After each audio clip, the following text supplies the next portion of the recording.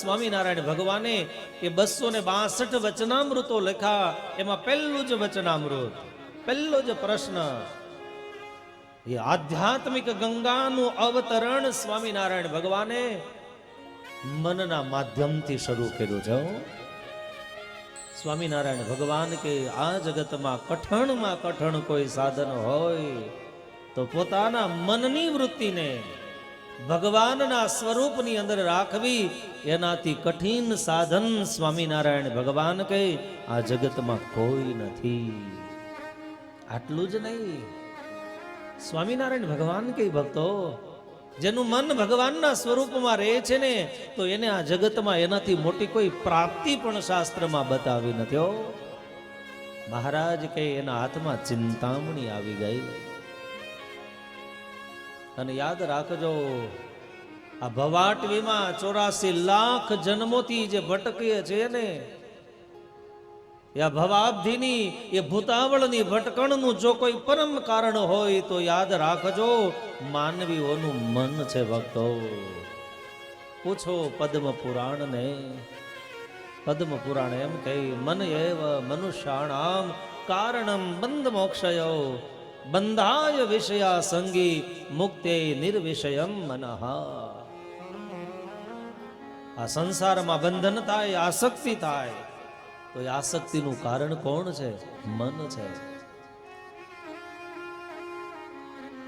મનના એ ચગડોળની અંદર આ જીવાત્મા કેટલાય જન્મોથી જન્મ મરણ ટાઢ તડકો ભૂખ તરસ આ દ્વિધાઓની અંદર પીલાઈ રહ્યો છે.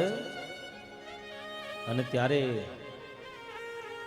સ્વામિનારાયણ ભગવાનના અંતિમ શબ્દ પ્રમાણે કહું ને, વચનામૃતના સિદ્ધાંતથી કહું ભક્તો, તો સ્વામિનારાયણ ભગવાન કે અમે એમ નથી કહેતા તમે જાજા ઉપવાસ કરો, પણ સ્વામિનારાયણ ભગવાન કે જેનું મન નિર્વાસનિક છે એ અમારા ધામનો અધિકારી બનશે. આનો અર્થ એ છે કે સર્વાવતારના અવતારી ભક્તિ ધર્મના પુત્ર સહજાનંદ સ્વામી પણ ભક્તો યાદ રાખજો, આ મનની વિશુદ્ધિ માટે ભાર મૂકે છે.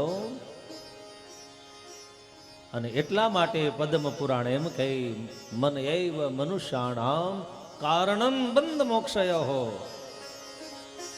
જન્મ મરણની સંસ્કૃતિઓમાંથી છોડાવવા માટે જેમ તાળાને ખોલવા માટે એક જ ચાવી હોય, એમાં જીવને સંસારમાં બંધન કરાવનારું મન છે અને મુક્ત કરાવનારું પણ મન છે ભક્તો.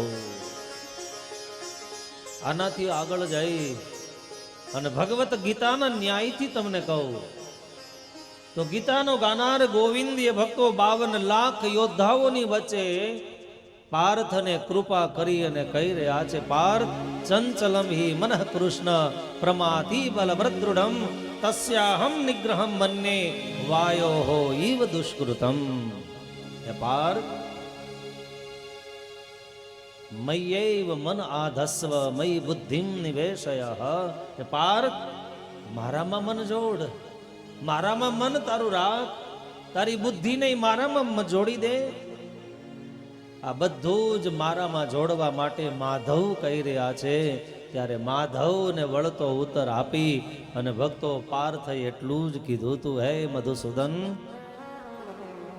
તમે એમ કહો છો મારામાં મન જોડ, પણ હે કૃષ્ણ, ચંચલમ હિ મનઃ કૃષ્ણ પ્રમાથી બલભદ્રુઢમ. જેમ મદોન્મત્ત થયેલા ગજેન્દ્રને દોરડાથી બાંધવો સંભવ નથી. કેશવ, સમુદ્રને કિનારે ઉભેલી નૌકાને સ્થિર કરવી સંભવ નથી. ખુલ્લા પ્રદેશની અંદર પ્રજ્વલિત કરેલી એ દીવાની જ્યોતને સ્થિર કરવી સંભવ નથી. શિખર ઉપર ચડેલી ધજાનું જેમ પૂછ સ્થિર ન થાય, એમ હે કેશવ, મારું મન પણ જેમ ગાય માતાના શિંગ ઉપર એ રાઈનો દાણો મૂકો ને સ્થિર ન રહી શકે, એમ હે કેશવ, મારું મન સ્થિર નથી રહેતું. ચંચલમ હિ મનઃ કૃષ્ણ. મારું મન અતિ ચંચલિત છે, તરંગિત છે. અને ત્યારે આવા મનને ભક્તો ભગવાનમાં જોડવા માટે, ભગવાનમય બનાવવા માટે, ભગવાનની ભક્તિના રંગે રંગાવવા માટે તુલસીદાસજીએ હનુમાન ચાલીસાની એ દોહાનો પ્રથમ શબ્દથી અને પ્રથમ પંક્તિથી સમાજને ભક્તો બતાવ્યું છે. યાદ રાખજો, આપણું મન સ્થિર કેમ થાય? અર્જુન જેવા કૃષ્ણના સખા એમ કે મન સ્થિર નથી થતું, તો ભક્તો તુલસીદાસજી એમ કહે છે મન તો સ્થિર થાય. ક્યારે સ્થિર થાય? શ્રી ગુરુ ચરણ સરોજ રજ નિજ મન મુકુર સુધારી. કે જ્યાં સુધી સદગુરુના ચરણની રજ એ માનવીના મન સુધી નથી પહોંચતી, મસ્તિષ્ક સુધી નથી પહોંચતી, ત્યાં સુધી યાદ રાખજો મન રૂપી મુકુર રૂપી દર્પણ એ શુદ્ધ થતો નથી. આ વાત ભાગવતજીના પંચમ સ્કંદમાં ઋષભદેવ ભગવાને સ્વયં પોતાના પુત્રોને ઉપદેશ આપતા કીધું હતું, દીકરાઓ તપો દિવ્યમ પુત્ર કાયેન સત્વમ નાયમ દેહો દેહ ભાજામૃલોકે. આ દેહ માત્ર વિષયાસક્તિ માટે નથી. સાધના કરો, તપ કરો, ઇન્દ્રિયો શુદ્ધ થાય, પણ હે દીકરાઓ, જ્યાં સુધી સંતના ચરણની રજને લઈ અને માનવી પોતાના મસ્તિષ્ક ઉપર ન પધરાવે ને ત્યાં સુધી એની સાધના પરિપૂર્ણ નથી થતી. એક બાજુ ભાગવતજીનો પંચમ સ્કંદ, એક બાજુ ભગવત ગીતામાં ભગવાન કૃષ્ણના શબ્દો, અને એક બાજુ રામચરિત માનસમાં લખેલા અહીંયા તુલસીદાસજીના શબ્દો. ભક્તો, આ ત્રણેય શાસ્ત્રનો સુભગ સમન્વય, ત્રિવેણી સંગમ.